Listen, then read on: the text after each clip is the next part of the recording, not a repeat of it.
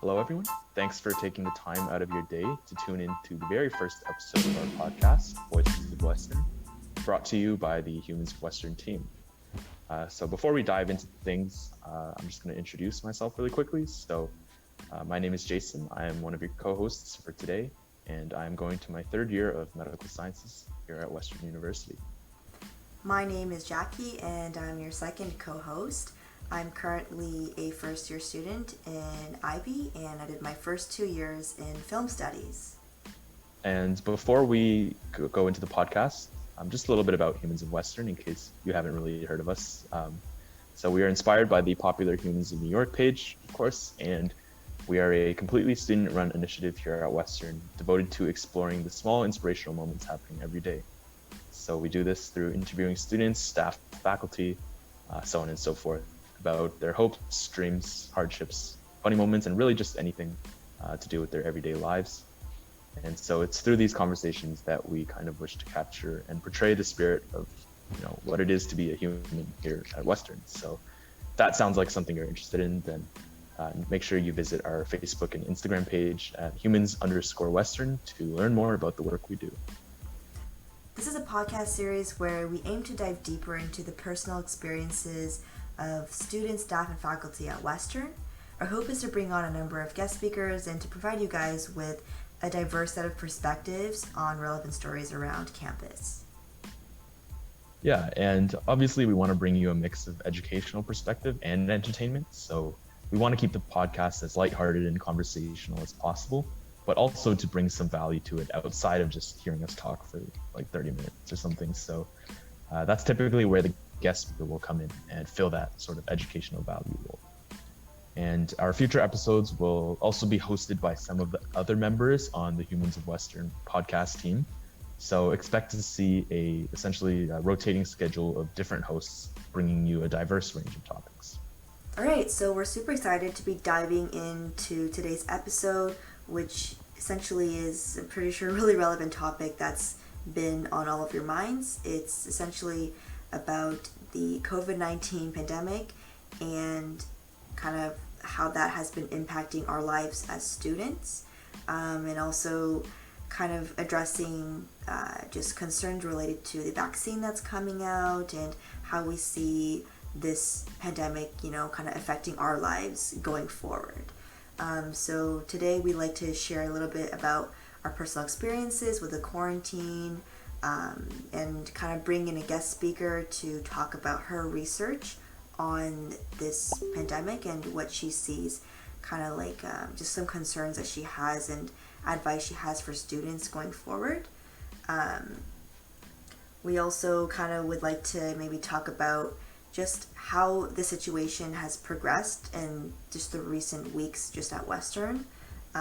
Pretty sure that as of now, like the cases, there's been an outbreak already. Like recently, London Hall, they're around like 5 confirmed cases today. So we are essentially in the second wave, and I think Jason, as you agree, like this again, like it's been pretty concerning. Like a lot of people are just at home now. Like there's really kind of it's a new normal that we kind of have to adapt to. So kind of today we just really wanted to brief you guys and really just talk about how this has like impacted our lives over the past couple of months. Yeah, for sure. And I think it's definitely been affecting a lot of us worldwide, especially just for some background, here in Canada. London, I think by now is at about 1,000 total confirmed cases, with about 25 or so new cases per day. And Toronto, or for anyone who lives in the GTA area, like I do, I think Toronto is now at about 22,000 confirmed cases with a few hundred new cases every day. And Ottawa, our nation's capital, is now at 5,000 cases with about 50 to 100 new cases per day. And I think an important detail to recognize is that a lot of these numbers, as you mentioned, Jackie, are kind of spiking recently. So as we kind of really are in the middle of that second wave, I think things are really starting to ramp up. Yeah, for sure. And I guess kind of like just getting now more into how this virus has really impacted kind of like your life, like your personal life. I know Mhm. like I remember this outbreak. I initially heard about it. I think it was kind of like December last year, but I didn't really take it seriously. And all of a sudden, like I just remember like kind of personally for me, like I was at home like in res when they started like canceling classes, and that was when it really hit me. I was like, oh my gosh, like this is Hmm. actually like it's happening. Like it's not something that's happening just like halfway across the world, right? Like it's relevant, and I need to start like paying attention to this. Yeah, I think I as well, heard about it back in December, and it was like each week or so, like there was kind of like a new development to where it just the cases got like, or the situation grew like a little more serious every week. And yeah, I don't think it was until March where I really started seeing like the true impact of it. I remember even reading a Reddit post from someone in China or something, and they were talking about the severity of the situation, and they were saying like it was going to get really serious around the world, and that things would probably be shutting down. And I just couldn't imagine the world shutting down, I guess. So I kind of back in February or something, I just kind of like shrugged it off. But now, of course, it's quite severe, and it is really taking a hold in most people's lives. For sure. And I think that's something that a lot of students can relate to. I think like, like you being a student at Western, like being so like kind of always just like going from class to class, it's really easy to lose yourself in that bubble. And I will say like I am kind of guilty of that. Like I remember my mom, because my mom like we have like our grandparents are from Taiwan, and Hmm. like Taiwan, like they're doing a really great job at keeping this whole situation underway. Like so far they've had really little cases, like only like 530 confirmed cases, like 7 deaths, compared to what we have here in like compared to the States or even Canada, right? So they've done a really Hmm. good job. And I just remember my mom, like she actually drove all the way here from Mississauga, like 2 hour drive, just to deliver like masks. And this was early in January when when I was just like, why do I even need a mask? Like I thought like that was crazy. I was like, I don't need one. Like it's fine. Like I just didn't. It didn't like register. I Like didn't like. it's not a pandemic or anything. Yeah, I didn't think that it was that serious. And like in retrospect, looking back, like I will admit I was pretty ignorant, and I was really much in my bubble, just trying to like pass my midterms and exams, like so busy, caught up in my own personal life that I didn't really look at what was happening, like globally. And I think that in itself is like something that just like this pandemic has made me realize, and I'm sure a lot of people here have kind of just like maybe it helped them really reflect on exactly like Hmm. what they And were just to kind doing of, then. yeah, like to put things into perspective, right? That. Yeah, exactly. Mhm. So I guess kind of like building off of that, from your perspective, I'm just curious to hear like how you handled it when that first came out, and kind of like what you were doing in those couple of months, like in March after everyone just went home. Like, how did you cope with the the pandemic?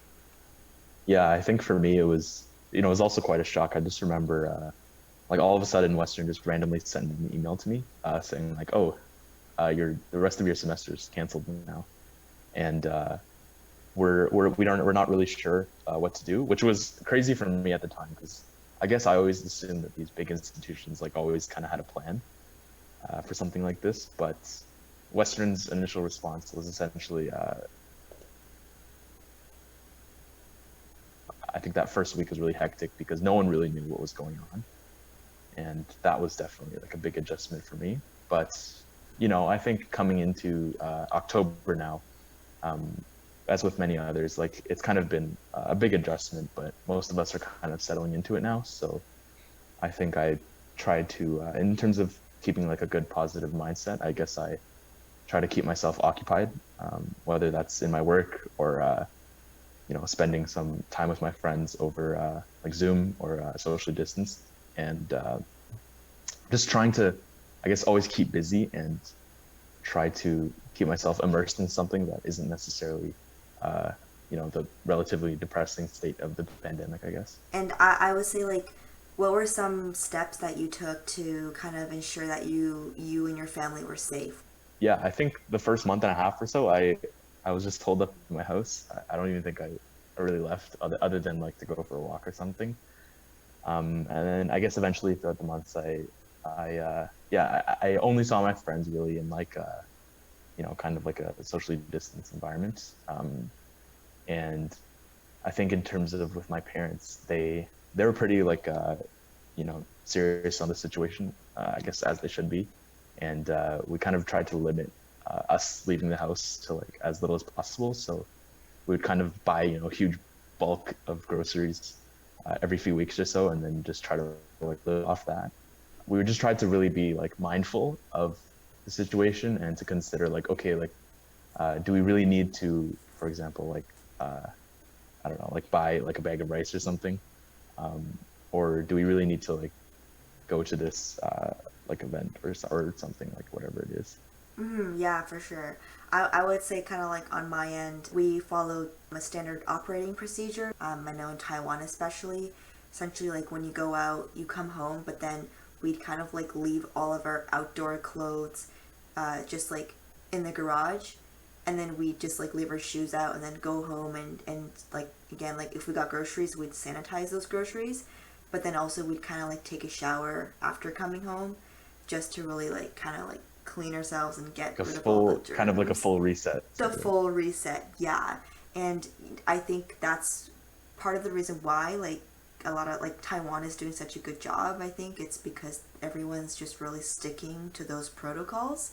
And they've kind of like taking it really seriously, which I think obviously is a good thing. And people there are they've been able to go out as usual.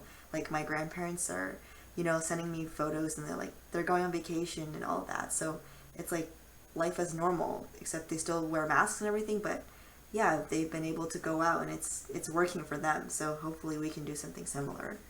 Hmm.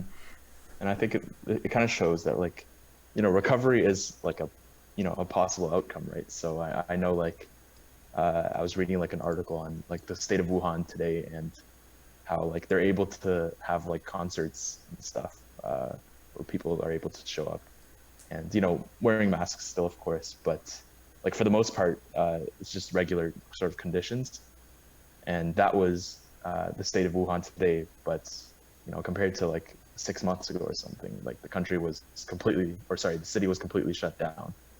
And so it just kind of goes to show, I guess, that if everyone does take those necessary precautions, that real tangible progress can be made. And us here in Canada or in London, Ontario, we really can go back to a campus life that somewhat still resembles what we had before. Yeah, definitely, for sure. So I guess kind of like moving away from like, I guess personal story wise, what are your thoughts on just how Western has been handling the situation? Because I know like personally, from my perspective, like it was really hard convincing my parents to let me move back. Um, just on campus, and I'm sure like a lot of people who are listening, like if you're maybe like in res right now, like it's definitely really hard. um, Probably just kind of like trying to get that experience, but also trying to stay safe. So I guess like kind of Jason, like what are your kind of thoughts on just like how we've been handling the situation? Yeah, I think Western's been trying to take as many proactive steps as they can. So I know they were one of the first schools to close down in the first place, which was quite a surprise to me because I guess the only exposure I had at the time to Western's decision making was them never canceling like a snow day or something. So yeah, it's quite a shock to me that they actually sort of took the precedence on that and decided to close down. I think since then, I know I work in like a research lab on campus, so I know they've been really careful with a lot of their precautions. So in terms of employee capacities, I think Western right now is at half capacity. So I think they really are trying to take those steps to ensure that everyone is being safe. I get like a safety email like every week, I think, from HR. Um, and especially since students have come back and, we've kind of bounced into the second wave, I think the capacity now is even lower, if I'm correct. So they've even had to kind of roll back on some of their, the loosening of their regulations a little bit. So I think, I guess to answer your question, I think they really are trying to do what they can. It's just it's a tough situation for everyone, of course, and I think everyone's trying to figure things out as they go a little bit, even Western. For sure. And I will kind of add on to that, in the sense, like, in terms of like our reputation, I think with Western, like, we're notorious for being like this party school, right? So it's kind of almost like I had a friend who kind of like was just saying like, he has a Western sweater, but he's like, I don't feel comfortable wearing my sweater around in public just because, like, the word might spread, like, with all these, like, with the cases surging and everything. Like, I think Western, I'm surprised actually that we opened up, like, compared to other unis. Like, if you compare us, like, for example, like Mac, right? Like, I think they're all closed. So I'm just surprised I that think we, similar thing with like Waterloo, for example. yeah, with Waterloo as well. So we're one of the few like campuses that are still open, and I think that's still good. It kind of speaks to like the whole student experience, but also on the other hand, it is kind of like there is that, again, that risk there, and we are taking you know on a significant risk, just kind of exposing like students to like potentially just like an outbreak. Yeah, and I guess another perspective to consider is, like in addition to how Western handles it, how the students are handling it, and I think for the most part, at least, we're doing pretty good. I constantly read on the must knows of the must knows forum of Western that people are, consistently promoting safe behavior. So I think partially, like through FOCO even, there was like really, uh, low sort of participation, obviously. Um, and I think for the most part, as a community, we really are trying to chip in and be safe. Of course, like it's not the case for everyone necessarily, but from a holistic view, I feel like we are making steps in the right direction. Although, obviously, since the students have come back, there's been quite like a jump in cases. So there's still some work to be done there. Yeah, so I guess like one question that maybe I'm sure is on a lot of people's mind right now is like, is there going to be a solution to this pandemic, right? So, I'm pretty sure like that will most likely come in the form of a vaccine, and we just wanted to talk more about that and get another perspective on kind of the research when it comes to a vaccine, and how we see that getting administered, and the steps going forward. So now we're going to transition into the next segment of today's episode, where, as we mentioned earlier, we're going to bring in our guest speaker for today. So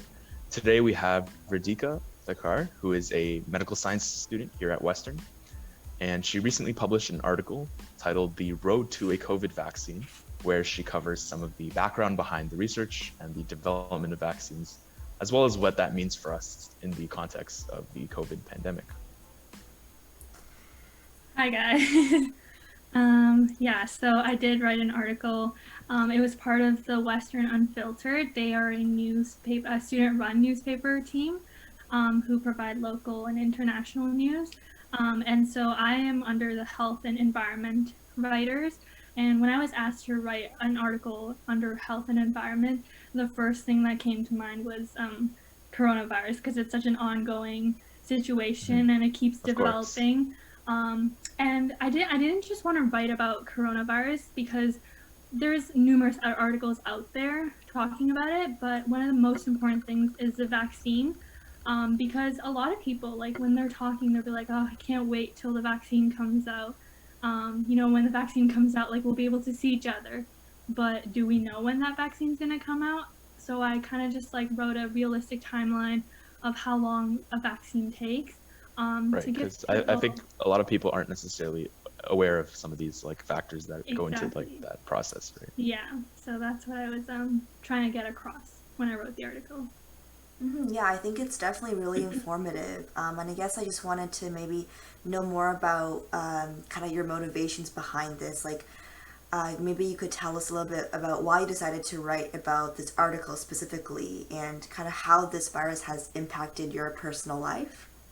Oh, so yeah, my personal life, it wasn't that big of a change. Like, I had to come back from Western and stay home with family and stuff. But I feel like I can't complain about a lot of the changes that have happened because it's much worse for a lot of people at Western, especially like I have international friends who had to go back home and now they're stuck there and now they can't come back. And then those who are there, they're in a different time zone, so they have to wake up at night for a lot of their exams. They have to do so many different things to accommodate for online school, and also I really can't complain. There have been changes, but not as great as like other people have gone through. Yeah, for sure. And just kind of building off of, your article, what would you say is kind of the main takeaway or insight that you got from your research on the vaccines?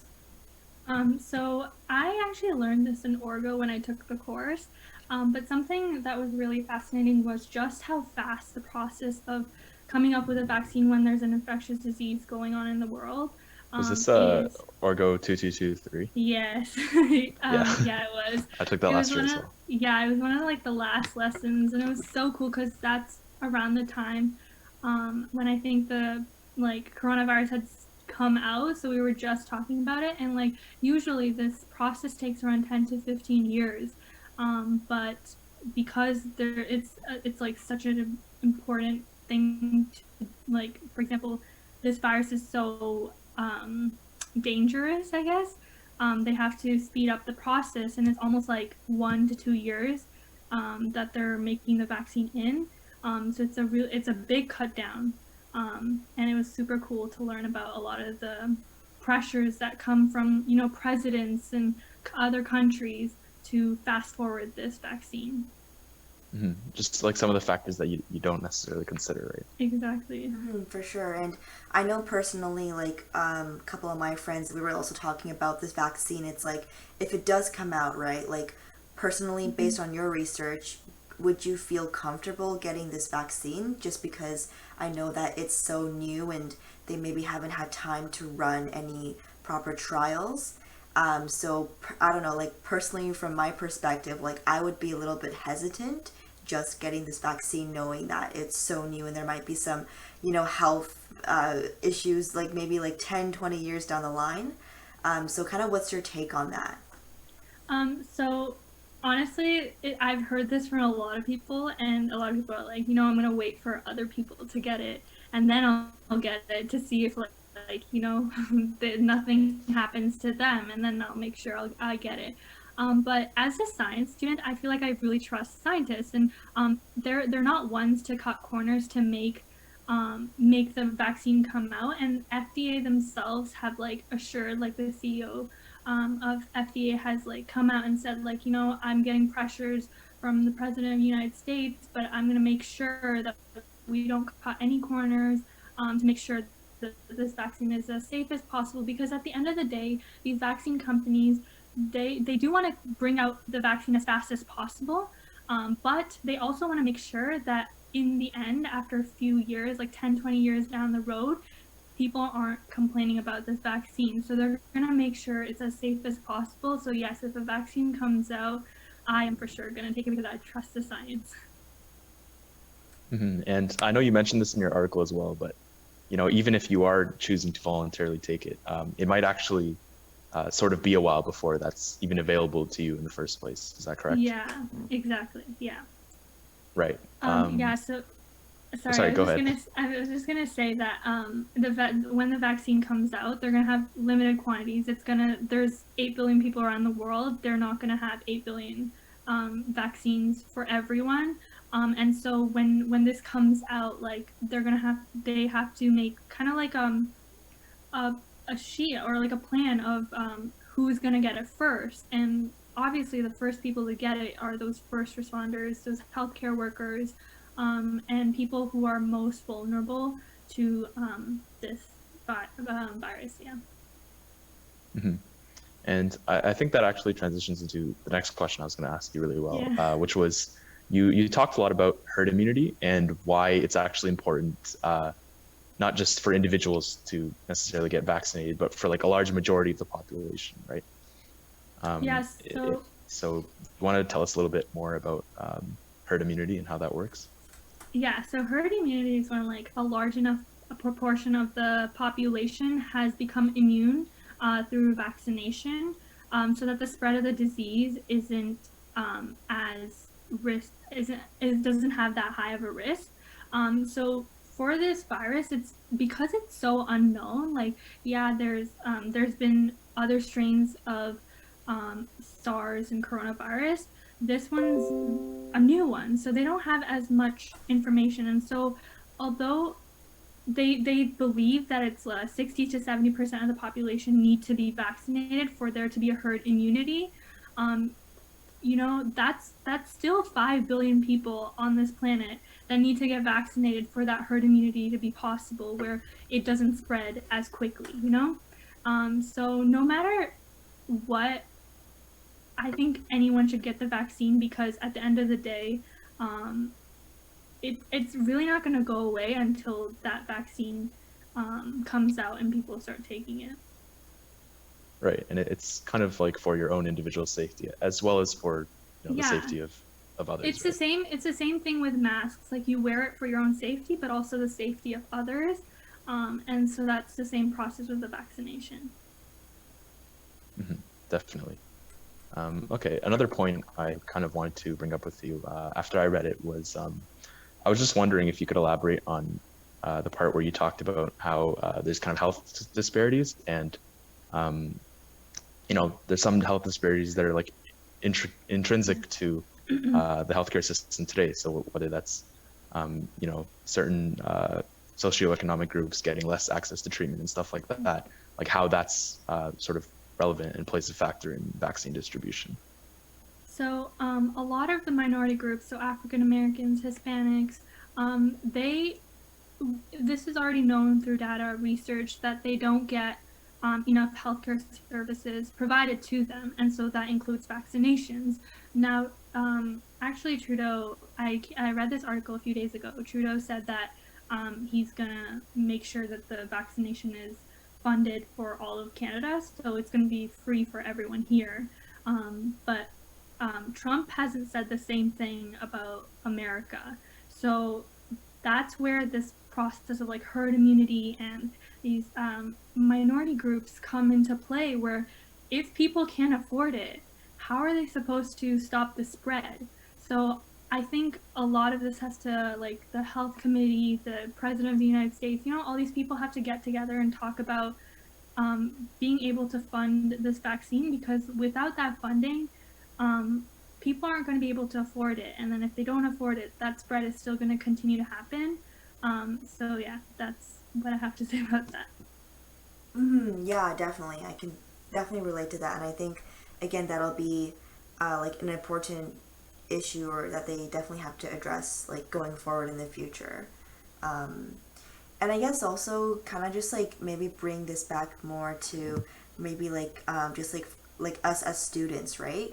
Right now, like a lot of us are at home, and we don't have like like it's hard to kind of like meet people in person to do all these classes and stuff. So I guess like when it comes to like your mental health, like kind of how have you been coping with this? Just like I know like you're at home right now, like if you had any like advice to other students, like what would you recommend? So I've actually started running, and I think that's helped like tremendously, because as like everyone says, you should get some fresh air. You're stuck in your house like almost all day on a computer, sitting on your desk. So you need to get out. If you want to run, you can run. If you want to bike, walk, whatever you want to do, just get that fresh air. Because something I realized was, when you were on campus, like even that 5-minute walk to the bus stop, and then from the bus stop and where the bus drops you off to campus, and then from class to class, you're getting those like 5 minutes of fresh air from class to class. But now you're just stuck at home on a computer, maybe Zoom, like you're just on your computer and then with your family, or with your roommates. Other than that, you don't really get to go out. So one of the biggest things I would say, to make sure that you're coping with all of this, is to get some fresh air and to take care of yourself. If that means you want to give yourself a bath, if you want to paint your nails, do your hair, like FaceTime your friends, do that, but give yourself those breaks in between all the studying and all this craziness. Yeah, that's definitely great advice that I think a lot of students and maybe people listening to this podcast can, relate to right now. Like, we're kind of all in this together, and just seeing the cases and kind of how they've been fluctuating, like I think it's really important that we all like try our best and we all like help each other out. And also I kind of know maybe based on your research, like do you know if there will be maybe maybe like a second, third wave, like going into the winter, like with flu season coming up, like maybe you have Yeah, some insights there. so the second wave is already here. Like you can see the cases rise. We're almost at like 1,000 cases every day. Like I know that on last week we were at 900 and something, So the second wave's already here. And there could be a third wave because they're already going back to stage 2 in a lot of parts of the GTA. And so the cases will decrease, but then they're going to go back up as soon as they start opening things because people want to get out there. They're stuck at their homes, and it makes sense. They want to go out, but then that also means this virus is going to spread. And so I truly believe that until a vaccine is not out, and people don't, even when the vaccine is out, actually, people have to still wear masks. Like I know that one of the health persons in the government, when they released an official statement, she said, 5 years down the road, I still think like people are gonna wear masks and they're gonna socially distance. Like this is gonna become our new normal, even when a vaccine is out, and that's kind of true. Like until we're not sure that this virus is fully gone, we're gonna have to take all these measures with or without a vaccination. Definitely, yeah. I think there's, like a lot of truth to what you said. And it's great just having your perspective on this. And I'm pretty sure that all of us can agree that this isn't going to go away anytime soon. And again, it is our new normal. And it's just interesting to see how, a lot of businesses and, a lot of educational systems, all of that, we're all kind of shifting and really adapting to this new normal. And I guess it's just something that we have to kind of live with and, try our best to just get through. But yeah, I think it was great getting your perspective. Jason, do you have anything else you want to add? Maybe just as a closing detail, just for all our listeners, do you have any sort of words of caution or advice for the students here at Western in terms of, the types of precautions they should be taking that maybe they aren't necessarily mindful of? So things in addition to like wearing masks and social distancing and stuff. The biggest thing is Western's known as a party school. When I go out to restaurants and stuff and they ask me what university I'm from, and I say Western, they're like, that's the party school. And yeah, we're known for that, and we should be proud of that because we throw some amazing parties. But, we should be also known for taking a step back when something like this is going on. When a pandemic is going on, we should be known as the university, who takes a step back, who leads and says, we're going to step down this year and not throw parties, and we're going to take care of each other. And that's what I think Western should do. And a great example was FOCO.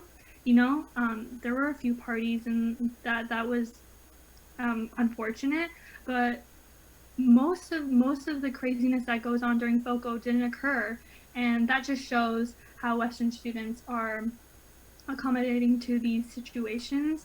And yeah, just don't throw parties and be safe. And yeah, that's all I can say. Yeah, for sure. So I think, in addition to just some of the physical measures that we take day to day, to also consider some of the, I guess the cultural components of your lives. So like, Exactly. I guess how you interact with your community, for sure. Okay, so that just wraps up today's episode of Voices of Western on the debrief of the COVID pandemic. So Radhika, we just wanted to thank you so much for taking the time to speak with us today. Thank you for having me. Yeah, for sure. And for our listeners who want to give Radhika's article a read, as she mentioned earlier, the article is titled The Road to a COVID Vaccine and is published under Western Unfiltered, which is a student-run Western news and opinion blog. Mm-hmm. Yeah, thank you a lot just for coming on and sharing your insights. I'm sure that all of our listeners really gained a lot of insightful information on what you had to share and also your advice going forward. I hope everyone really takes that into account.